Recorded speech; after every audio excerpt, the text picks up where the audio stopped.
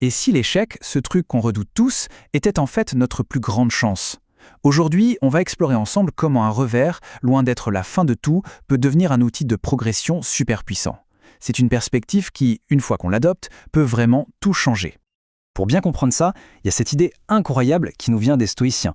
Marc Aurèle, l'empereur philosophe, disait « Ce qui se dresse sur le chemin devient le chemin ». En gros, l'obstacle fait partie intégrante du voyage. L'échec, ce n'est donc pas un mur, c'est plutôt la première marche d'un escalier qu'on n'avait pas encore vu. Pour bien s'imprégner de cette idée, le mieux c'est de la voir en action.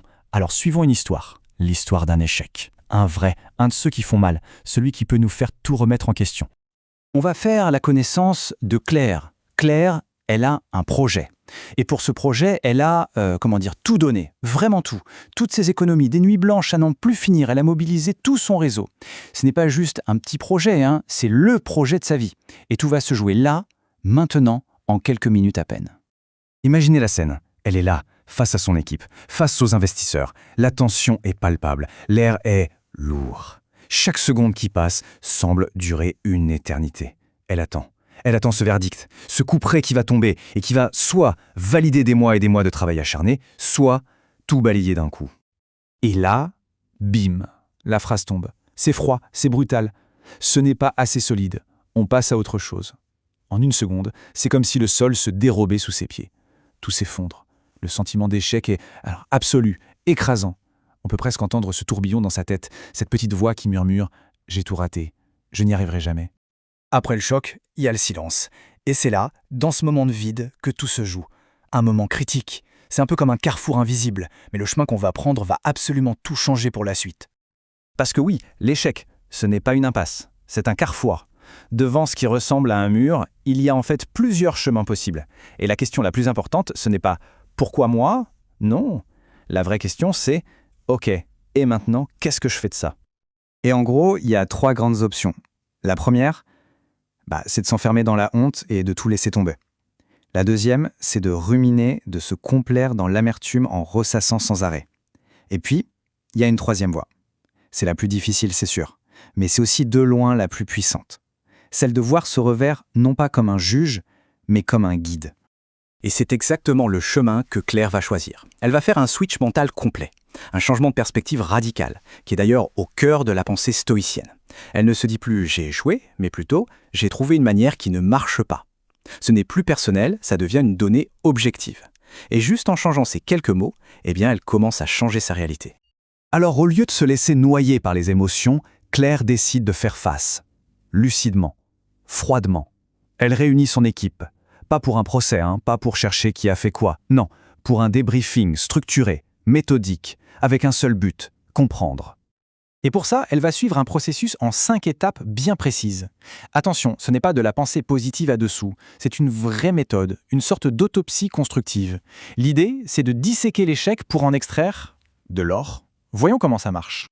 Bon alors, concrètement, comment on fait ? On va plonger au cœur de cette méthode. On va voir exactement comment Claire l'a utilisée, pas à pas. La toute première étape, et c'est la plus importante, se tenir aux faits. Rien que les faits. On met les émotions de côté. Le projet X n'a pas reçu de financement le 12 juin, point final. C'est factuel. Ce n'est pas un drame personnel, c'est un événement. Rien qu'en faisant ça, on crée une distance. C'est comme si on regardait la situation de l'extérieur, en observateur. Ensuite, étape 2, on arrive au cœur de la philosophie stoïcienne. C'est ce qu'on appelle la dichotomie du contrôle. C'est simple, il faut faire le tri. D'un côté, ce sur quoi on a du pouvoir, de l'autre, ce qui nous échappe complètement. Claire, par exemple, elle pouvait contrôler la qualité de sa présentation, ses arguments, son plan B, mais elle ne pouvait rien faire contre le contexte économique ou les priorités des investisseurs. Et en se concentrant uniquement sur ce qu'elle contrôle, c'est là qu'elle reprend le pouvoir. Et en faisant ça, voilà ce qu'elle trouve. C'est ça, le fameux trésor. En se focalisant sur ce qu'elle pouvait améliorer, elle dégage des leçons hyper précises, presque chirurgicales. Ce ne sont plus des fautes vagues qui la font culpabiliser, mais des actions concrètes, un vrai mode d'emploi pour la prochaine fois. Parce qu'une leçon, ça ne sert à rien si on n'en fait rien. C'est l'étape 4, l'action. Il faut tout de suite transformer ce qu'on a appris en quelque chose de concret, un plan, une deadline. Parce que le mouvement, c'est le meilleur antidote à la rumination. Toute l'énergie, au lieu d'être coincée dans le passé, est projetée vers l'avenir. Alors, au final, ça donne quoi tout ça ? Quel est le résultat de cette approche si structurée ? Comment est-ce que ça a transformé le projet ? Et surtout, comment ça a transformé Claire ? Eh bien, en l'espace de quelques jours à peine, Claire a complètement retourné la situation. L'événement qui aurait dû la couler est devenu sans moteur.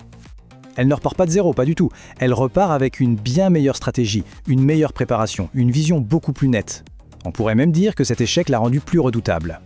Et au bout du compte, le bénéfice est bien plus grand que la simple amélioration d'un projet. C'est un vrai entraînement pour devenir antifragile. Un échec, quand on l'aborde comme ça, il ne nous casse pas. Au contraire, il nous renforce, il nous rend plus agiles pour changer de cap rapidement, plus audacieux pour oser réessayer, et surtout, plus résilients pour se relever à chaque fois. Alors pour finir, une dernière pensée à méditer. Et si on arrêtait d'avoir si peur de l'échec?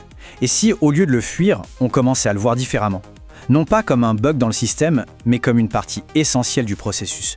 Peut-être même comme le chemin le plus direct vers le progrès, la sagesse. Parce que finalement, c'est juste une question de perspective. Et ça change absolument tout.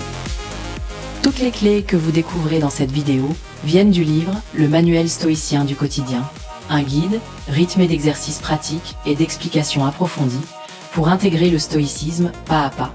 Le lien pour vous le procurer est dans le descriptif. Partagez vos réflexions et vos questions en commentaire. Comme l'écrivait Épictète, ce ne sont pas les événements qui troublent les hommes, mais leur jugement sur ces événements.